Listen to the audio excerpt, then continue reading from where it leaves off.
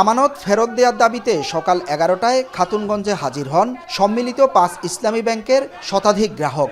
এক পর্যায়ে তারা স্লোগান দিয়ে ঢুকে পড়েন ইউনিয়ন ব্যাংক ও ফার্স্ট সিকিউরিটি ইসলামী ব্যাংকের ভেতরে। হইচই, হট্টগোল, মিছিল, স্লোগান চলতে থাকে শাখার ভেতরে ও বাইরে। এ সময় বন্ধ হয়ে যায় ব্যাংকগুলোর স্বাভাবিক কার্যক্রম। আতঙ্কে কর্মস্থল ছেড়ে নিরাপদে সরে যান ব্যাংক কর্মকর্তারা। প্রায় 2 ঘন্টা টানা আন্দোলনের পাশাপাশি শাখা ব্যবস্থাপকের মাধ্যমে ঊর্ধ্বতন কর্মকর্তাদের সাথেও ফোনে দাবি দাওয়া তুলে ধরেন বিক্ষোভকারীরা।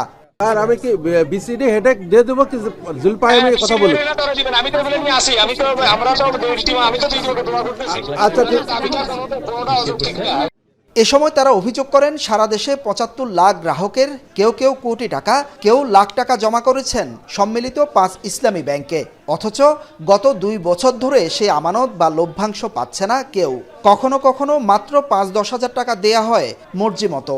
টাকা তুলতে ব্যাংকে এলে দুর্ব্যবহারের শিকার হন তারা। নিজের জমানো টাকা আদৌ পাবেন কিনা সে আতঙ্ক সবার মাঝে। আমরা ব্যাংকে গেলে আমরা যখন একটা চেক প্লেস করি যে আমাদের টাকা দরকার, তখন 2000 টাকা 5000 টাকা দেয় না। এমন অনেক লোক আছে যে আজকে আমাদের যদি না পাই তাহলে তার সংসার চলবে না। কত মধুর কথা বলে আমাদের থেকে টাকা নিয়েছে, এফবিআর নিয়েছে।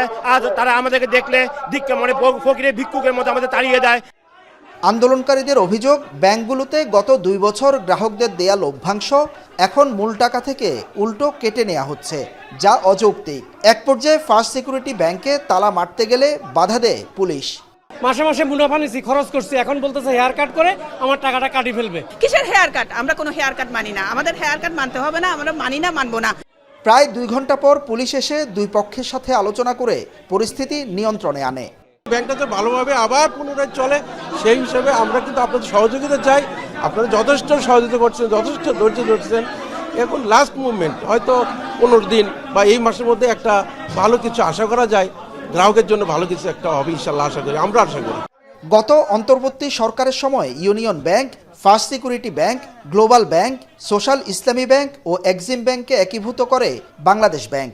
এসব ব্যাংকে গ্রাহকের আমানতের পরিমাণ প্রায় 1.5 লাখ কোটি টাকা। হোসাইন জিয়াদ, এখন চট্টগ্রাম।